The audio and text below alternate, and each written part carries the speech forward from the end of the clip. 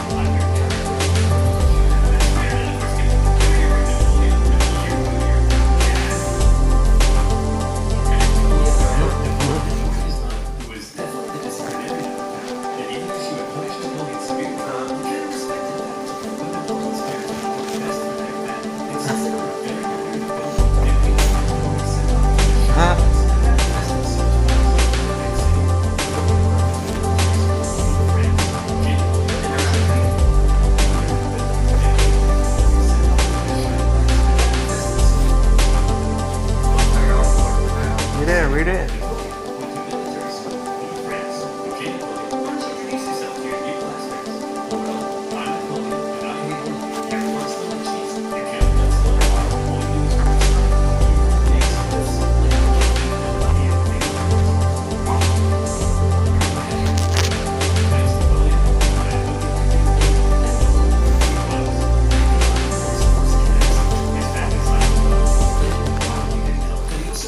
Chip on his shoulder, but he could hold his own, and on an average day, might be found dishing out ratatouille sandwiches for breakfast. He spent much of his time alone, and he loved reading about the great conquerors of history.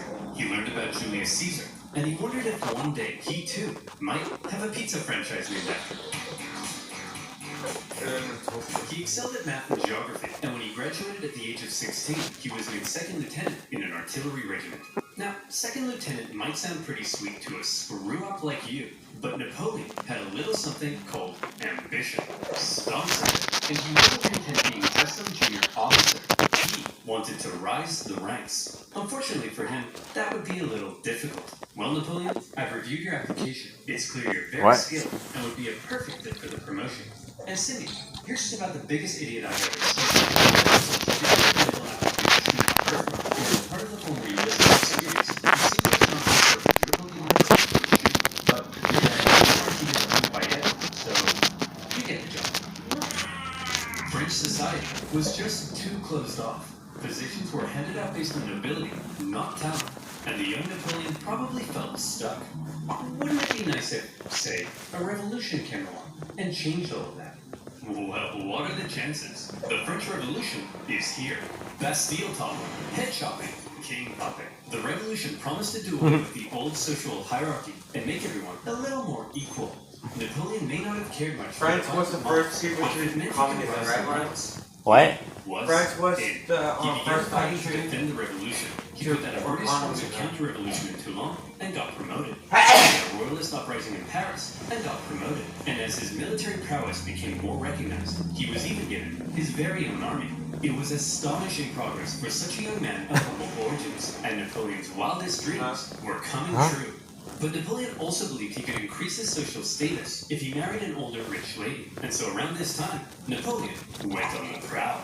However, if some sources are to be believed, he was a verified creep.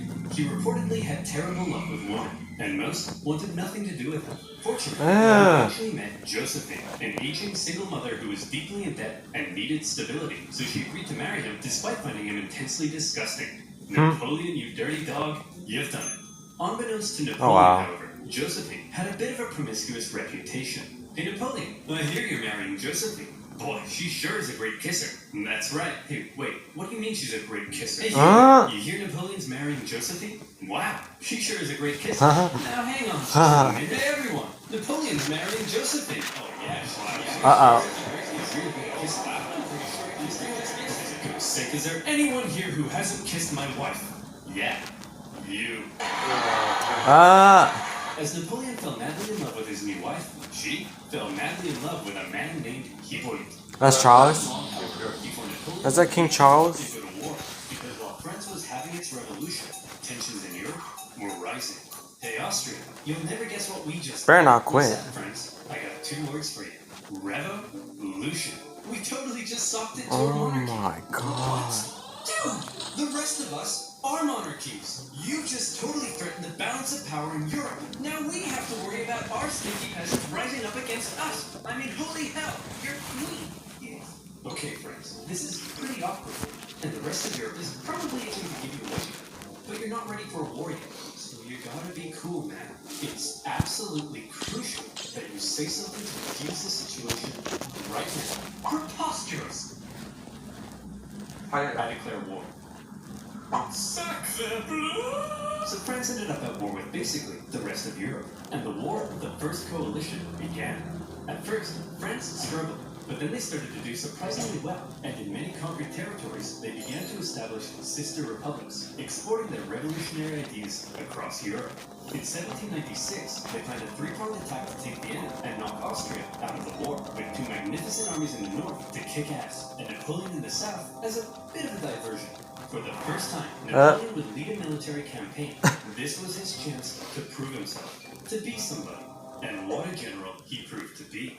The army he was given were demoralized, lacking equipment, and underpaid. But Napoleon galvanized them with inspiration. You guys are cool. Into Italy. He was outnumbered, and his campaign was partially meant to be a sideshow, but he made it the main show. While the two northern armies were being held back, Napoleon made staggering progress. In a signature Napoleon move, he masterfully split his armies into two and took them on separately, knocking Sardinia out of the war and putting the Austrians on the run. At the famous Battle of Lodi, he was in the fray, leading the cannons himself, getting covered in mud, and earning the total respect of his men. They respected him so much that when he ordered an almost suicidal assault on the only bridge in town, his men threw The heck? and took it despite fierce Austrian resistance. For Napoleon, it was all he needed to confirm that he was the greatest human who had ever existed. Wow, Napoleon, you're pretty great at this military stuff. Just be careful your head doesn't get too big. What did you just say? Italy.